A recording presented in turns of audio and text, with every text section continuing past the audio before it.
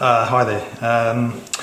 This is going to be a tutorial on replacing the polarizer on a Nintendo Game & Watch. I'm going to be using a multi-screen in this instance, but which is probably a bit more complicated than some of the other just sort of single screen consoles. But once you've done it a couple of times, it's actually pretty easy. So if we just have a look, you can see that it is really very light. I don't know if you can see the actual balls there. If I play the game,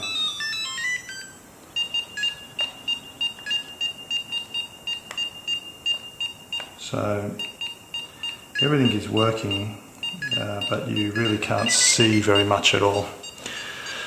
So I'm going to go ahead and change the polarizer on both of the bottom, and if you have a look now, which it's very faint, I can only just see it here, but you'll see once I've done this it'll really make a big difference.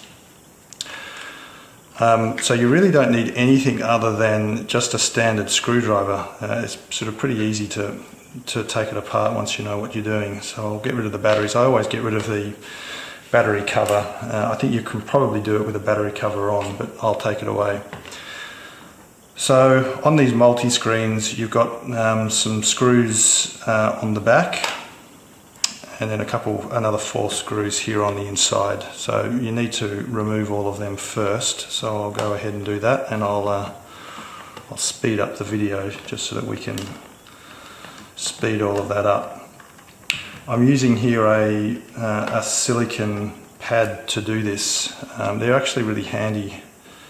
When you get to soldering, you can put a hot solder straight onto this silicon pad and it won't melt. So if you've got I'm sitting on a wooden table underneath, so obviously if I was doing any soldering and I put that on to the table, it would all start to burn. The other handy thing is it's got all these kind of handy little holders around the top, and this particular one up in this top corner, this is a little magnetic holder, so it actually makes it much easier when I'm putting the screws back in. Let me just grab one of those. When I put the screw back in later on, it's already pre-magnetized, so it makes it a whole lot easier. Okay, so I've taken the 5 screws out of the back, and now I'll take the screws out of the top, out of the front. This console's not in great shape. You can see the inside is this yellow in colour, which is pretty common with the pinball console. They tend to discolour and go this sort of this mottled colour. Actually, a couple of the other white sort of games do the same. Now with the screws, it actually doesn't really matter for these outside screws. The order, all of the screws are actually all exactly the same. However, inside the screws are a slightly different length, so you do need to make sure that when you're doing the inside, you keep those screws apart. If you try and put them in, it'll cause some damage. Okay, so I've taken this off now, and now what we need to do is really pull the console out of the cover. And the easiest way that I found this, I'm actually going to cheat here, I'm actually going to get another little screwdriver that's got a thinner head. So the way I do it is just to lift up this first screen first, and you'll see it kind of just pops out pretty easily, and that kind of comes out. Now when you're taking out this second screen, you just need to be a little bit more careful, because it's actually attached to the speaker behind it, so you don't want to pull it out and tear the speaker out. So you'll see if I take this apart, you'll see the speaker attached in behind. So I'm going to leave this all intact. You could now remove all of this and solder it again later, but that's really a bit of a hassle. So I'm going to just place it in a way that allows me to move it all over the way, and then I'm going to lay it out. So what I was saying with getting the screws back in the right way, so you can see that there's a couple of other little holes here, and when you take these smaller screws out, and you'll see when I take out one of these screws here, it's actually a bit shorter. So if I put this screw, that's the inside screw, and that's the outside screw, and you'll see that they're a different length. So if you put the outside screw on the inside and sort of force it down, you could do some damage, and obviously the inside screws won't fully grip on the outside. So you do need to kind of separate them. These newer consoles actually have little circles around it, which is really handy. So it's obviously sort of pretty obvious what I'm doing in this instance. But some of the older or the earlier consoles don't have these little circles, and so you take all the screws out and you've just got all of these holes and you don't really know what goes where. And so I found it really handy. I just take a photo beforehand of where the screws go, and then it's obviously pretty easy to just refer back to that photo and work out where the screws go. Now you could remove all of the screws and do this in two and then just replace the polarizers at once, which you can do. I actually prefer sort of 50-50 really. Sometimes I sort of take it all off and pull it all apart and then replace it, and sometimes what I'm going to do now is actually replace the bottom, screw it all back together, and then replace the top. So I'll take this one out again. I'm just using a screwdriver to just sort of slightly lift it up. Sometimes they're a bit sticky. Sometimes you'll see that the little glass screen, sometimes it's sticking to different things. So you never really know until you pull it off, and this is a little bit sticky, what's attached to what. So you'll see here that this is actually sort of pretty sticky, and it has sort of stayed here. It's sort of attached. Sometimes this all sort of pulls apart when you bring it away, and it all sort of comes apart. Okay, so and here you can see that all the little buttons have stuck on there, so I'll pull all of these off because I'll show a couple of other things. So I'll take these away. Again, I'll have to make sure that I put them all back in the right spot, but that's a bit easier because we actually will put them back in this way, and then the little buttons. So okay, so let's just do the polarizer. I'll do another video on actually sort of cleaning out and completely refurbishing once you've got all of this open, because there's a few other things you can do. You can sort of give these all a quick clean. You can clean all of these. You can clean the touch points sort of pretty easily, and a couple of other areas. You've probably seen a couple. One of the sort of the mistakes people do is when they replace the polarizers, they put them in back to front or upside down, or put some of the actual screens on upside down. So you've got to sort of try and remember, otherwise you end up putting it all back together and screwing it all back together and then realising that you've got the game the wrong way around. So here the actual polarizer's stuck on a bit, so I'll just kind of bend that a little bit and it comes apart. I'll put this, and I'm going to remember that it needs to go like this. I'm just going to put this here so I know the way that it's going to go back down. And so now I've got the polarizer. And you've got a couple of options here. You could see this was really light, so there's probably not a lot I can do in this instance, but sometimes you'll find that you can actually use, and it really doesn't make any difference, I can keep this polarizer and then get another polarizer from another console and just put it on top. And so you add sort of, I've only ever really done it with two polarizers, but those two polarizers can actually sort of bring the sprites back nice and dark. I'm not going to do that in this instance, but it certainly is an option. The other thing that you'll find often when you take the polarizer off is it's really probably one of the grubbiest parts that you'll find, and you can see here, I'm not sure whether or not you can see that in the light, but even this screen is pretty grubby. And so one of the first things really is just to give this a good clean, and to do that you just use warm water, a bit of soap, wash it down with a sponge, and then dry it all off, and often that can make a bit of a difference and actually can sort of tidy up the screen a bit. Or as I said, you do that with two units and then put them both in, and that can make a difference as well. But in this instance, because it's so light, I'm actually going to replace it altogether. So I'll put this aside. You'll see the shape, the cutout. So this is really a Game & Watch or a Nintendo cutout. So the replacement that I'm going to use, because it's an aftermarket or a reproduction, it's not going to have the same shape. And so here is the polarizer that I'm going to use instead. I'll put a link in the notes below. I actually custom cut these out and resell them, so I'll put a link in where you can do that. But you can find them on, otherwise you can find them on eBay, some of the Facebook groups, Nintendo Facebook groups, you'll find the same.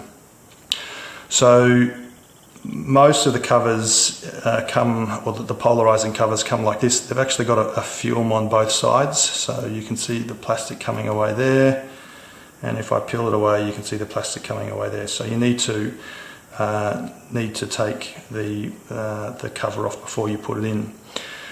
Probably the most important thing to think about though is that the polarizer only works in one direction. So if you put it in the wrong way around, the screen will appear black and the sprites will appear white. If you put it in the right way around, the sprites will appear black and the back of the screen will appear white. So we obviously need to make sure that you're doing it the right way around.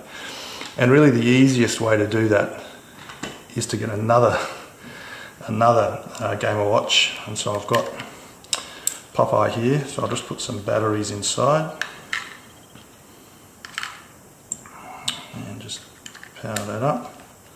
So you can see the screen here, that's really nice and dark now. Now if I put the polarizer over, you'll see that it goes completely black, so that's the wrong way around. And if I flip it over, it's all nice and clear. So this is the side that needs to be facing out. So I need to turn that and flip it over. Okay, so I'll do that. I'll just make sure it fits. Sometimes these aren't cut exactly the size. That's a pretty good fit, so we'll be able to put that straight in.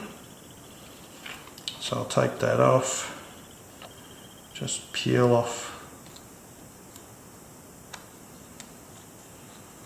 the first cover there.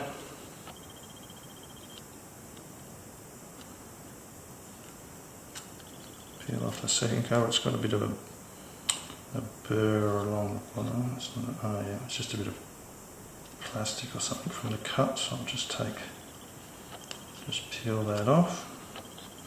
And really you want to make sure that's really nice and clean with no dust, because once it's all back in there you don't want to be getting dust on there. So I'm just that actually made it a bit worse. Let's try and get this dust off.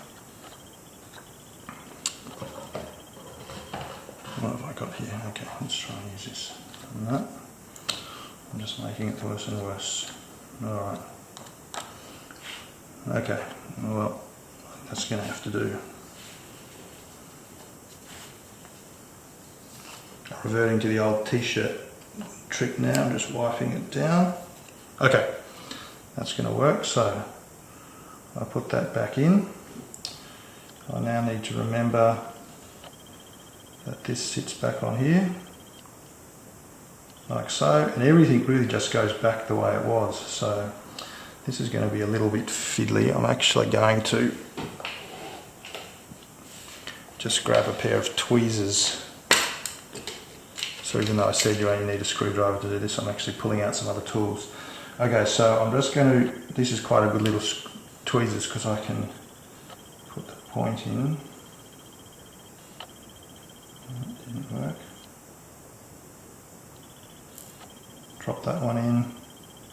As I said, I'll do another video on actually some of the other cleaning. Normally once I've opened it up like this, I'd do a few other things. I'd clean these contact points, I'd clean this this strip here, and I'd clean all of this, and I'd actually use this as an opportunity to actually give everything a really good clean, but I'm not going to do that for the moment. I'll put this back in, just make sure it's all sitting nice and even, and then I'm going to flip this over and just gently wiggle it back in, connect all the holes. Okay, something's not. Oh, there we go. Okay, and that's all gone back in nice and neatly. And then I'm going to go ahead now, as I said, and just screw everything back together. So I'll start with that one. Now you don't want to make, you want to make it firm but not tight. So the way these consoles work is it's the pressure on the screen, the LCD screen, that actually creates the sprite. So you do need to create some pressure, but you don't want to make it so tight that you're sort of causing damage or cracking the screen or anything. So you can sort of feel it, right? You just screw it till it's obviously in, and then that's going to be good enough.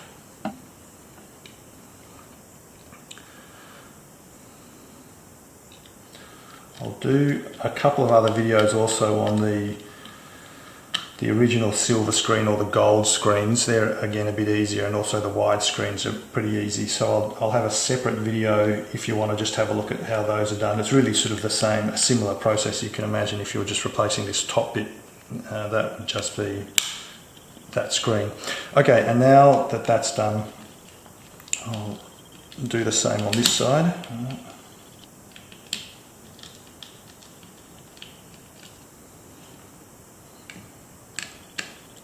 And always, when I'm either screwing up or unscrewing, especially screwing up, is rather than doing all the ones along the bottom, is to sort of do a top and then a bottom and then a top and a bottom, and that just kind of keeps the pressure a bit even. It doesn't sort of put too much pressure across the bottom of the screen in one go.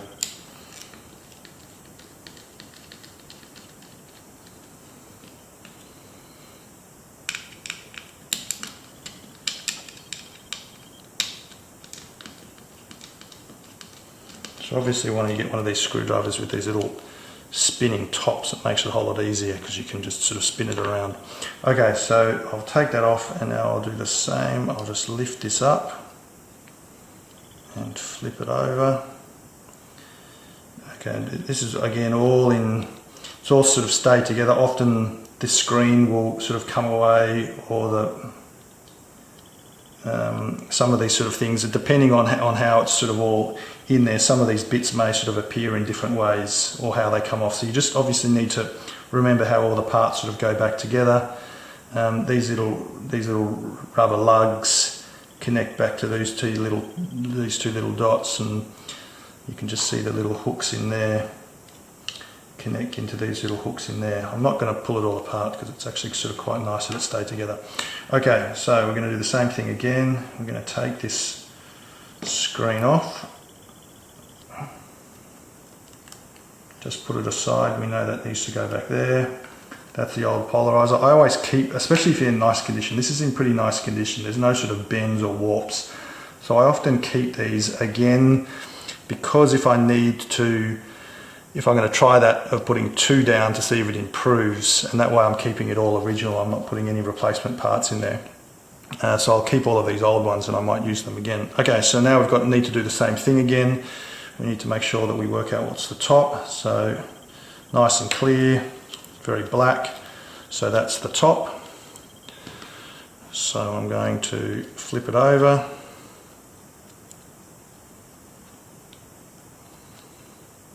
Peel the plastic off the bottom. I'll try not to make it so grubby this time. You can actually see some marks here, but that's marking on the plastic cover rather than on the actual polarizer. So when I peel it away, that's all nice and clear. So I'll drop that back in. I'll put my screen back in. And now I'm going to try and just carefully, now often this is where things all sort of come apart and it all goes a bit screwy and everything sort of falls out, but this is really sort of stuck down quite well. So let's just line it up. You'll know it all, they're designed really nicely, they all fit out. No, something's not going in, so I think something may have come away. Let's flip that over and have a look.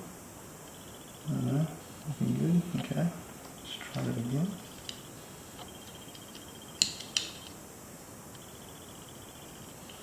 No, it's definitely. So if I pull it away, right, okay, so it's all coming apart. Okay, that's fine, that's actually good because it'll now sort of show me what I need to do. So, I'm now going to have to put it away the way it really should have been done in the first place. So I'm going to pull the glass off. And I'm going to flip it over so it goes in nice and neatly. That's the connection piece across the bottom. I'm now going to take these again, flip it over. You can see that just hooks in nicely there. I'll get the reflector this reflector starting to get a bit of discoloration. You can see it sort of, not sure if you can see that sort of starting to donut. See this kind of mark or circle around the edge. So really at some point that should be replaced, but we won't worry about that just now. And I'm going to pull these little rubber lugs off. So we'll put them, one lug up here, one lug here, and then often this piece here is either stuck to the metal or it's stuck to the glass. I'm not going to pull that off. I'm going to really try and keep that the way it is. You may, again, some of the older consoles have little, you might find some little plastic rings in there, or some little clear plastic pieces. They're actually meant to be in there. It's to hold it all together. Again, when I do the full refurbish, or if you have a look at some of the other videos, I'm not sure that they're in these multi-screen from memory. They're certainly in the widescreen. When you open it up, you'll see often these little sort of plastic, or these little black loops will just fall out and you wonder where they came from. Or the clear plastic pieces will drop out and you're not sure where they came from. And really what they were designed to do was to sort of hold everything in place. So, and you just need to, it doesn't actually really matter if you put them back in. Again, I sort of try and put them back in to keep it all original, but I've never really found that if they're not in there, it's really made any difference, especially the little clear plastic pieces. Sometimes they're actually a bit annoying because if you don't get them in the right space, they'll kind of rattle around or slide across the screen. So you can see now how I'm putting this together. Again, I did top, bottom, other side, bottom. Now I'll do this other top piece. Top screw here. And then I'll do the last screw down the bottom.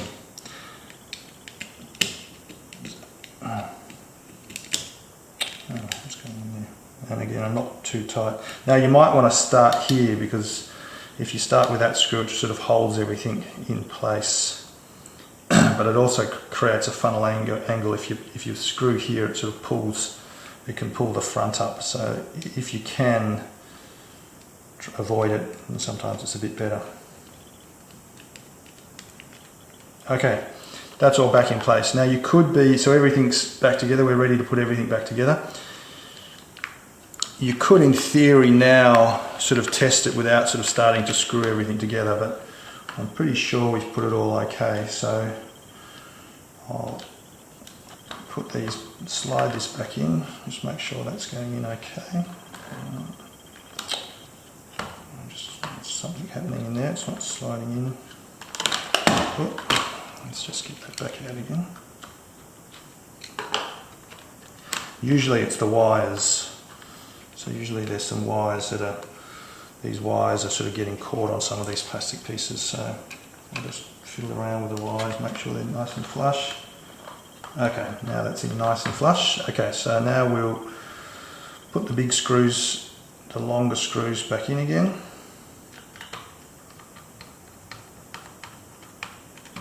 Again, sort of same tightness. You don't want to make it too tight. You don't want to start damaging or put cracks, but you need it to be tight enough that it's putting sufficient pressure to create the image. You can see on this pinball that the clasp is broken, which is a bit of a hassle. You really can't fix that at all. Once they're broken, you need a new cover. Okay, so we've done the top piece. We'll now just flip it over and we'll do the back. So this console's also missing the serial number. So really they're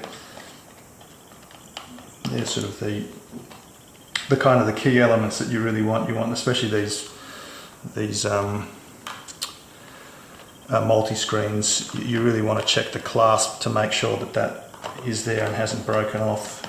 And obviously with all units, ideally you want to make sure that the serial number is there and nice and clear.